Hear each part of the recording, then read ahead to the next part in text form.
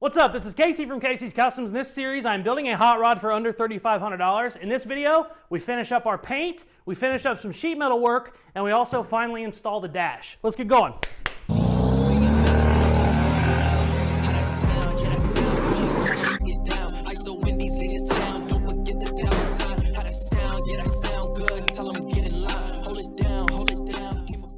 So, on the last episode, we got all of our body work done and we got it in primer. It looks really good. It laid out very well. I was going to go ahead and just leave it in primer and start on something else this video, but the gray's kind of driving me crazy, and I think I'm going to go ahead and paint it. So the whole plan for paint is just to make it blend in. I just want it to look green and rusty. I just want it to look like you can't see the 12 inches or so that we added on the front end. We just want to cover all that up so you can't see it. So I'm going to go ahead and sandal this gray primer down, and then we're going to get some green paint, some rust paint, some brown, and just see what we can kind of come up with. I also have a rust making paint. It's kind of hard to explain. If I end up having to use that, I'll go through it. It's basically paint with metal shavings in it, and it will actually rust. I think I can get away with not using it on this, but we'll see. Once we get it all sanded and start throwing some color on there, we'll see if we have to add that or not. But first thing I'm gonna do is sand all this primer.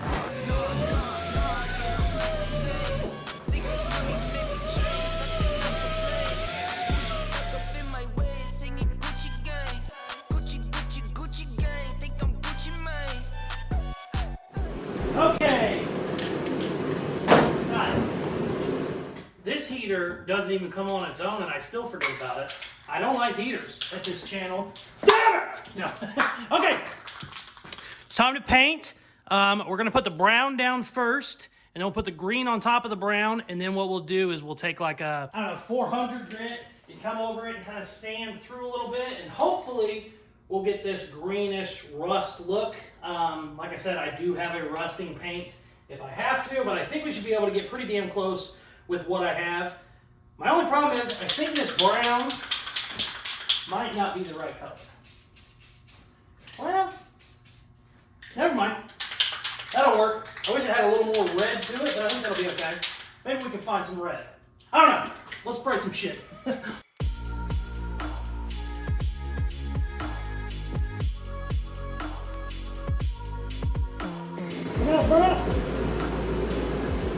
Brown is down. We're going with green. I have a dark green and a light green. They're both supposed to be the right color. I'm going to do the dark first and then just do kind of some highlights of the light.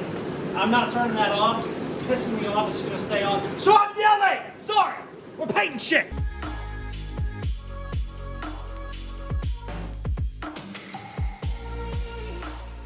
Okay, so the green matched a lot better than I thought it was going to. I'm going to let this dry for probably a day. Then we'll come in here tomorrow, sand it with like 220, 400, whatever. I just want to get some of the green off so that we can show some of that rusty brown. And hopefully it'll be close enough without needing anything else, because I can't find my rust paint that I used on this. But if I do need to order some, I will. It's just rust in a can. Basically, you paint it on, spray some vinegar on it, and it'll actually have real rust. But hopefully we don't have to do that, because I think I'm pretty close with it like that. But I'm high as a kite, so I'm gonna get the hell out of here. It is the next day. This is all dry. It actually matches a lot better than I thought it was going to. You can see over here, this is all untouched, original green. It's pretty damn close. Obviously, it's too shiny. So we got some water. We're hitting it with, I'm starting with 220. I was gonna go with 4, but I really put a lot of paint on. So I'm gonna go with 220 wet. You can kind of see that we're starting to dull it down. What I want to do is I want to dull it down by sanding, and then also I'm going to sand through in some spots to get some of that rusty brown looking color. Just in case this is the first video you've ever watched, this is all original patina. I just added my green paint there, and we're going to make it look just like that. So we got some wet sanding to do.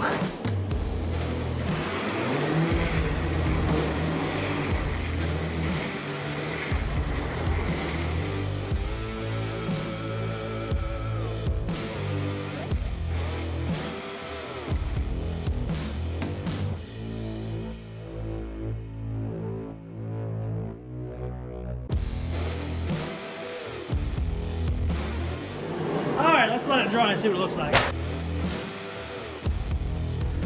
Doesn't look bad. I don't hate it.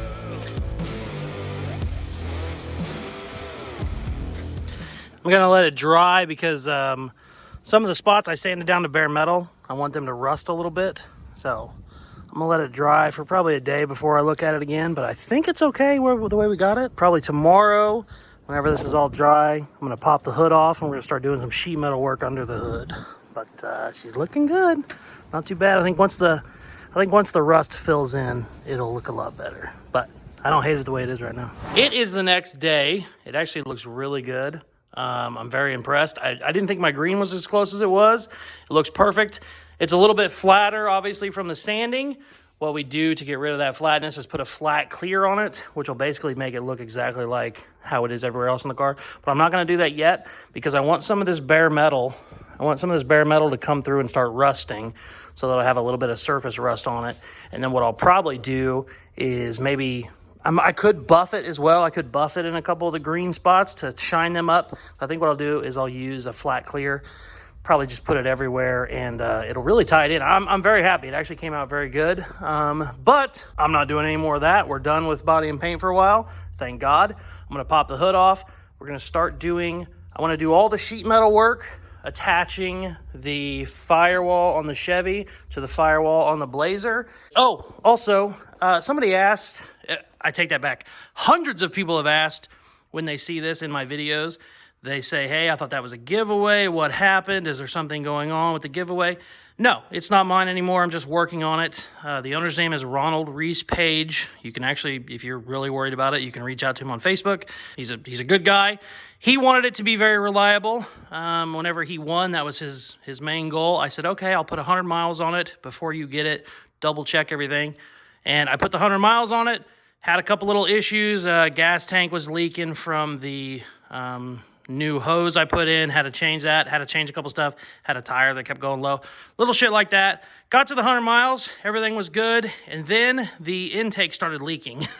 And it would come out like a faucet. And so I've been tweaking with that. He also had me do a couple things to it. I just put some badass underglow on it. Here's the video of that. Richard had the video of the underglow.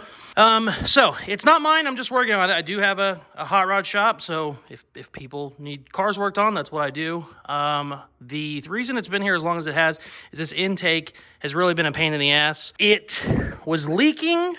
And I thought originally, you know, this giant ball of JB weld obviously was probably the culprit.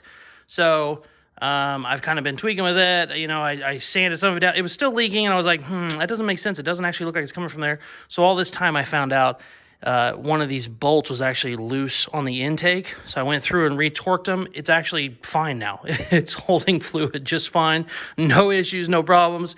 But I just talked to Ronald the other day, and he said, hey, for peace of mind, why don't we throw a new intake on it? Because, you know, even though the old owner said he had that JB weld on there for like 5 years, it not only does it not look great, but it could easily leave you stranded somewhere. So even though I've had it the last 4 or 5 months doing shit, putting miles on it, tweaking stuff, we're going to have it a little bit longer because changing an intake on these is a bitch. It's a big job. Everywhere I've read says it's like 20 hours. So I'm going to be doing that. But once it's done with that, we're ready to roll now because everything's really drivable. No issues. I also had some issues with the brake. When you put it from park to drive, it was kind of really hard. Well, I found out it was just because the brake wasn't going all the way in. So it still hangs up a little bit there, but nothing crazy. But yeah, that's why. Nothing shady, nothing crazy. All my raffles are legit. So I know I had people asking. I actually still have the 51 or the 50, whatever that is.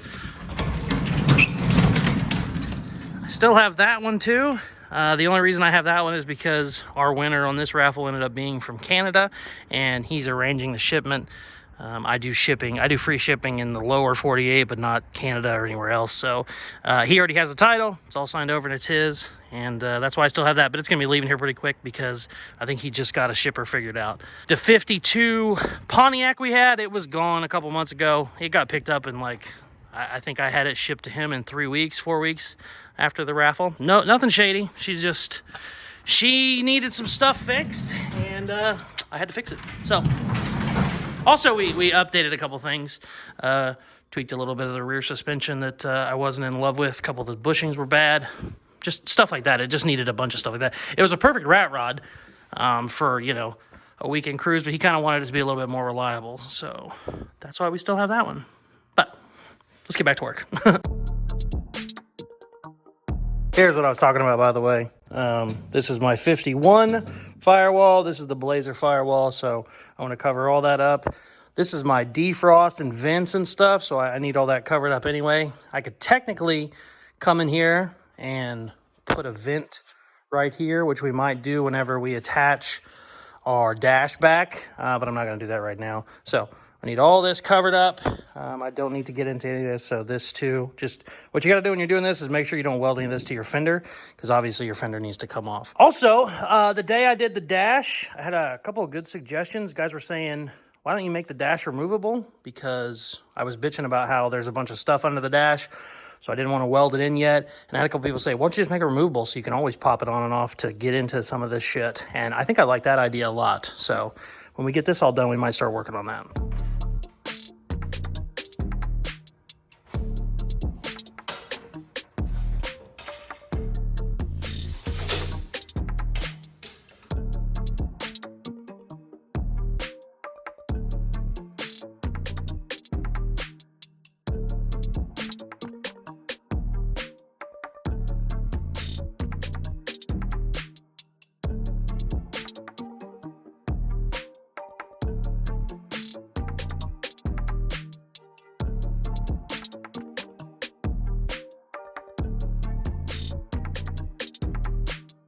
She's done.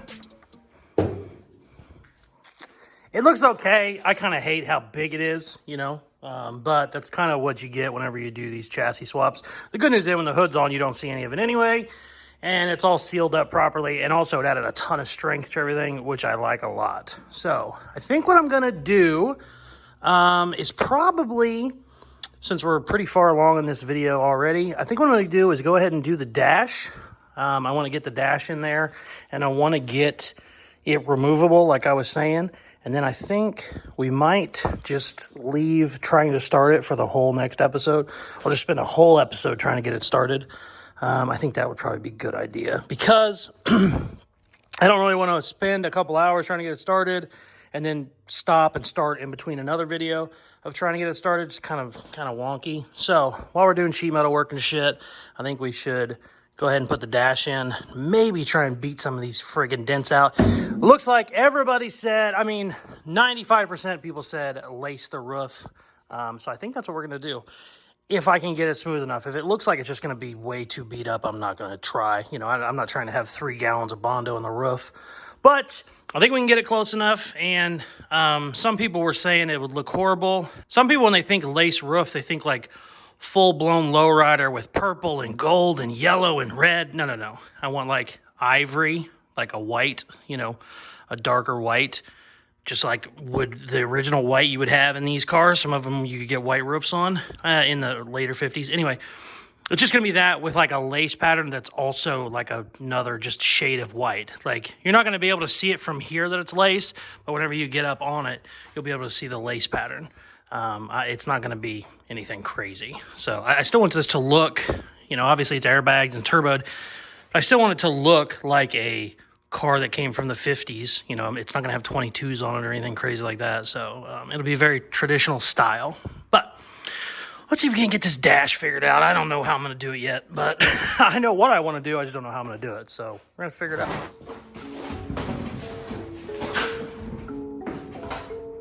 I just ripped my pants.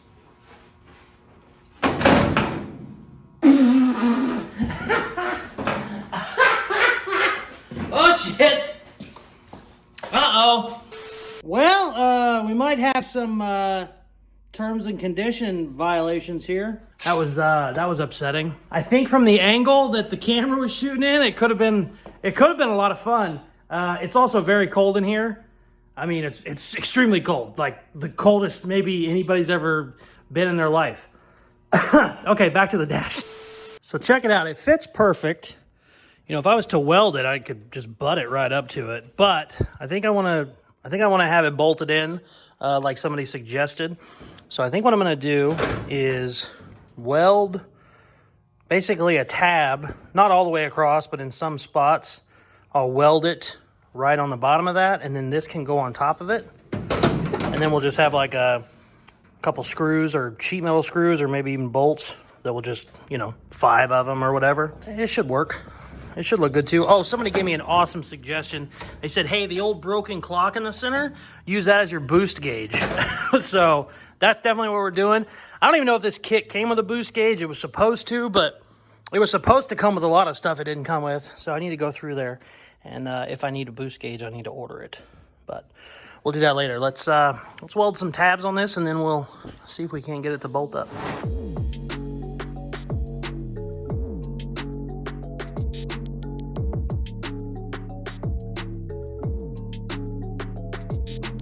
Okay, got some tabs welded in there.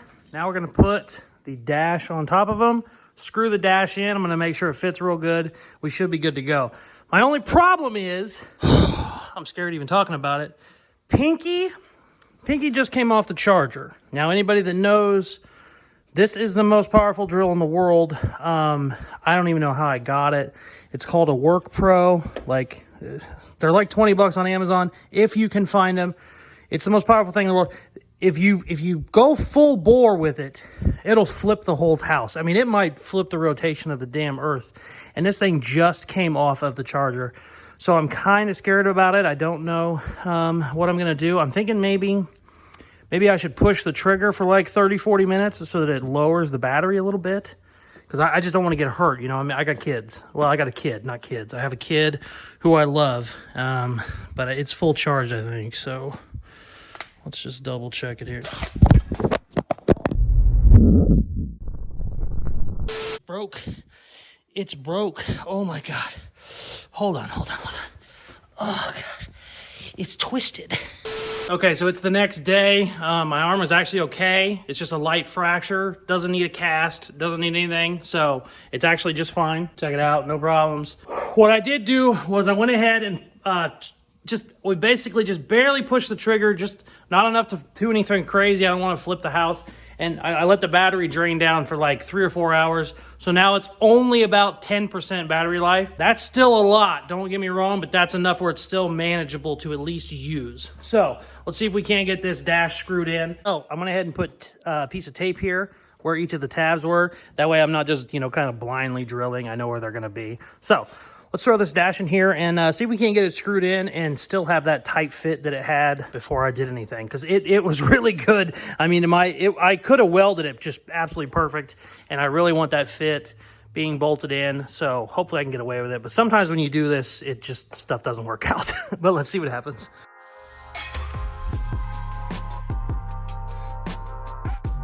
Check it out. Actually worked perfect. The little gap you see right here is actually where the rubber grommet goes whenever your windshield's in.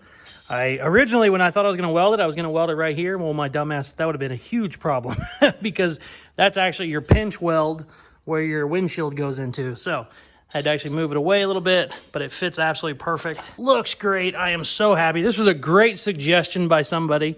Actually, I think it was a couple people here on YouTube were like, hey, just make it removable, which I love. Looks really good. What I'm going to do now, well, what I'm not going to do now, but what I'm going to do in the future is I'm going to probably make this go around the vent on each side and then go down into here. But I'm not going to do it today because I am done. I have a bunch of time in this one, and I got a lot of shit I need to do down at the other shop. So we're going to call this an episode. Very happy to get all this shit done. Very happy how the paint looks. And on the next episode, we're going to spend the entire episode trying to get this bad boy fired up. We need to put a couple gaskets in our turbo. I need to get my oil line ran to the turbo. And then we should be able to start firing it up and see what happens. I believe I need to flash the computer and stuff like that before it will run properly. But I think, fingers crossed, I can still get it to at least fire up and do something with the computer not flash. But we'll find that out on the next episode. If that's what we have to do, we'll send it off, or I'll bring somebody in here and have them help me out. But I would like to hear it run. We need to move the battery.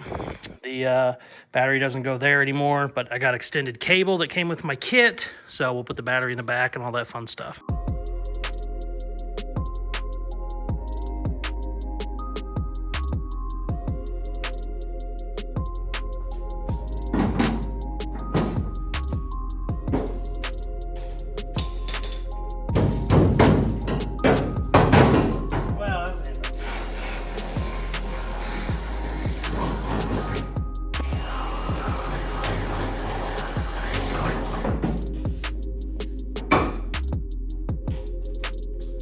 you go. I know I said I was done, but I wanted to put the hood emblem on. Got it lined up. It was a little crooked before. This pot metal is all shitty, but what you can do, if you're just trying to get it like kind of shiny, these are not bunny ears, this is quotations, just hit it with like an 80 grit, and it doesn't look too bad. It's obviously not as nice as if it was chrome, but that'll definitely work, especially for this project. This isn't a $400 hood emblem type project, but looks super good. Oh, also, I was going to open mail. I got P.O. box stuff finally, so hold on one second. So, I got a P.O. box. So people could send me stuff here on the channel and my other socials. Some people were asking for it. I needed to do it a long time ago. I finally did it. Normally when I open these, I will open these on camera. I'm obviously not going to open them in a video where I'm usually working on a car, but this is my very first thing that I got, so I'm gonna go ahead and open it now. But from now on, the rest of these, they'll be in their own video, so if opening P.O. boxes isn't your style, it's not something you wanna watch, it'll be a totally different video you'll be able to click on. But this is my first one. I'm pretty excited. And it's from a buddy. Nobody approved. Jeremy, I don't know how the hell you say his last name. Amendola. Horrible last name if I ever heard one. But he's a buddy of mine. Started this business a while ago. I've known Jeremy for 10 years. He's always been called Nobody. So he started his own business. Nobody approved. He does a lot of merch stuff. He has really good merch too. And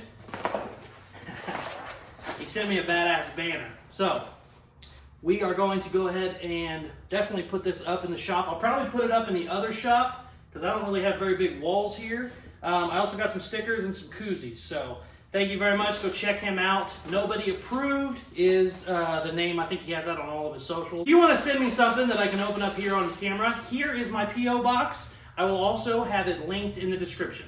Thanks. Peace. Thank you guys very much for watching. Very excited to have the dash in and the paint done. It looks great. The sheet metal work under the hood is one of the biggest pain in the asses, and I've been waiting on doing it. You can't make it in one sheet. You got to do a lot of little patches. But all that is done. I am very excited to get all that tedious stuff out of the way. In the next video, all I'm going to do the whole video is try and get this motor started, or at least try and get it close to being started. I am worried that I'm going to have to do something to my computer. I'm probably going to have to tune it, obviously, because of the turbo. I've seen different guys say different things, and I'll probably end up needing some help with that, but I think I can still probably get it fired up on my own. So stay tuned on the next episode because we're going to take care of all of that. Thank you very much for watching. Please like, share, subscribe, all that good stuff they tell you to do at the end of videos, and check out some more of my other videos. Peace. Love ya.